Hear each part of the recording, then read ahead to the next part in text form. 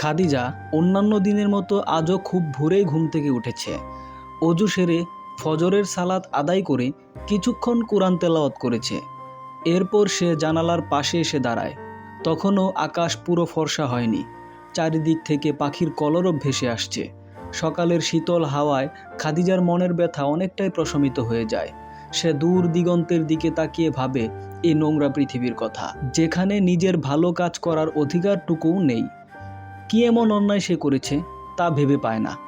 সে তো শুধু বোরকা পরে কলেজে যায়, প্রয়োজন ছাড়া কোনো ছেলের সাথে কথা বলে না, ক্লাস ছেড়ে কোথাও যায় না। আচ্ছা, এগুলিই কি তার দোষ?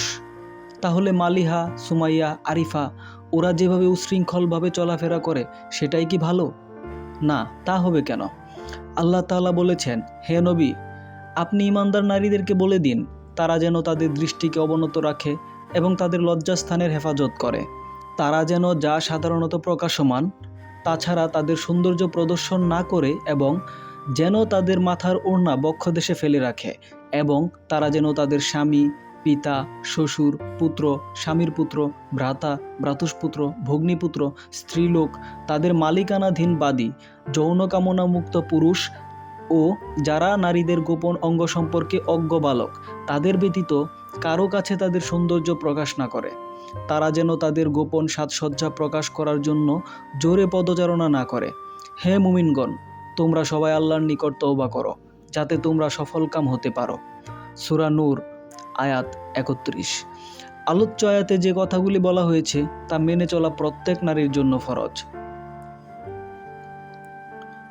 প্রতিদিনের মতো গতকালও খাদিজা যথারীতি কলেজে গিয়েছিল। সেই স্কুল জীবন থেকেই বোরকা পরত। মালিহা, সুমাইয়া, আরিফা সবাই খাদিজার খুব ঘনিষ্ঠ বান্ধবী। স্কুল জীবন থেকে ওরা খুব অন্তরঙ্গ। কলেজে উঠেও সে অন্তরঙ্গতা বিদ্যমান আছে। এদের মধ্যে একমাত্র খাদিজাই বোরকা পরে। অন্যদের মতো মালিহা, আরিফা ততটা উশৃঙ্খল নয়, যদিও বোরকা পরে না। কিন্তু সুমাইয়া খুব উশৃঙ্খলভাবে চলাফেরা করে। ও প্রায় সময় বোরকা পরার জন্য খাদিজাকে তিরস্কার করে। কলেজে ওঠার পর বোরকা নিয়ে প্রায়ই খাদিজার সাথে তার কথা কাটাকাটি হতো। ওর এক কথা, বোরকা পরলে সামাজিক ও আধুনিক হওয়া যায় না। টিফিন পিরিয়ডে সবাই ক্লাস থেকে বেরিয়ে পড়লে সুমাইয়া খাদিজাকে বলল, চল আর সং সেজে বসে না থেকে একটু বাইরে ঘুরে আসি। বোরকা নিয়ে বান্ধবীদের রসিকতা সে অনেক সহ্য করেছে, আজ আর পারল না। বলে উঠল, সং আমি সাজি না তোরা? ঠোঁটে লিপস্টিক, কপালে টিপ আর ফিনফিনে জামা পরে তোরাই তো প্রতিদিন সং সেজে কলেজে আসিস। এই কথা শুনে অপমানে সুমাইয়ার চোখ মুখ লাল হয়ে যায়। সে বলে, কি এত বড় কথা, দাঁড়া দেখাচ্ছি মজা। এই বলে টান দিয়ে খাদিজার মুখের নেকাব খুলে ফেলল সুমাইয়া। লজ্জায় অপমানে খাদিজার চোখ মুখও লাল হয়ে যায়। ও শুধু বলে, কাজটা ভালো করলি না সুমাইয়া।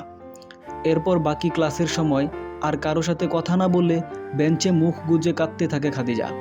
অতপর কলেজ ছুটি হলে বাড়ি চলে আসে। ঘটনাটি বারবার মনের পর্দায় ভেসে উঠছে খাদিজার।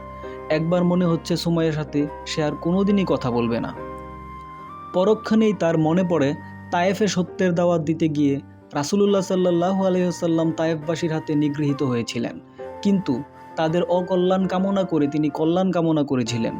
এ কথা মনে করে খাদিজা ভাবে, হয়তো দোষ আমারই, সুমাইয়াকে ওভাবে বলা ঠিক হয়নি, আজকে ওর কাছে ক্ষমা চাইতে হবে। কলেজের সময় হয়ে গেছে। ঝটপট তৈরি হয়ে কলেজের উদ্দেশ্যে বেরিয়ে পড়ল খাদিজা। কিন্তু এ কি, আজ তার কোনো বান্ধবীই কলেজে আসেনি। এমন তো কোনো দিন হয় না। তাই ও চিন্তিত হয়ে পড়ল। ভাবলো কলেজ ছুটি হলে সুমাইয়াদের বাসায় যাবে। ওদের বাসায় পৌঁছে কলিং বেল টিপতে ওদের কাজের মেয়েটি দরজা খুলে দিল। খাদিজা জিজ্ঞেস করলো, সুমাইয়া আছে? মেয়েটি জবাব দিল, না। খাদিজা আবার বলল, তাহলে খালাম্মাকে ডেকে দাও। তখন মেয়েটি কেঁদে ফেলল। খাদিজা অবাক হয়ে বলল, কি হয়েছে, খুলে বলো। মেয়েটি যা বলল তাতে জানা গেল গতকাল কলেজ থেকে ফেরার পথে একদল সন্ত্রাসী সুমাইয়ার মুখে অ্যাসিড নিক্ষেপ করেছে। সে এখন হাসপাতালে। এ কথা শুনে খাদিজা ভয়ে কেঁপে উঠল। পর্দাহীনতার পরিণাম যে কত রকম দুর্ঘটনা ঘটতে পারে, এই ঘটনা তারই জ্বলন্ত প্রমাণ। আর কথা না বাড়িয়ে তাড়াতাড়ি হাসপাতালের দিকে রওনা হয় খাদিজা। হাসপাতালে পৌঁছে নার্সের কাছ থেকে রুম নম্বর জেনে নিয়ে সেই রুমের দিকে এগিয়ে যায়। রুমের দরজা খুলেই চোখ পড়ে মালিহা, আরিফার দিকে।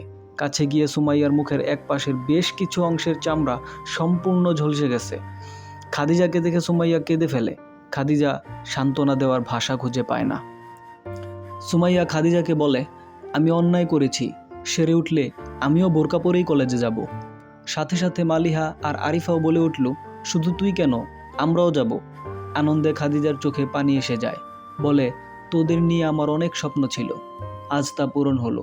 অতঃপর খাদিজা ওদের জন্য আল্লাহর কাছে প্রার্থনা করলো, হে আল্লাহ, ওদের তুমি হেদায়েত দান করো।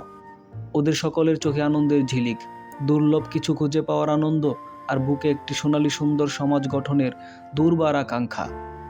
শিক্ষা: প্রত্যেক ইমানদার নারীর উচিত হবে পর্দা সহকারে চলাফেরা করা, এবং সেই সাথে পুরুষদের কাজ হবে মহিলাদেরকে পর্দা করার জন্য উদ্বুদ্ধ করা এবং নিজেদের দৃষ্টিকে অবনমিত রাখা।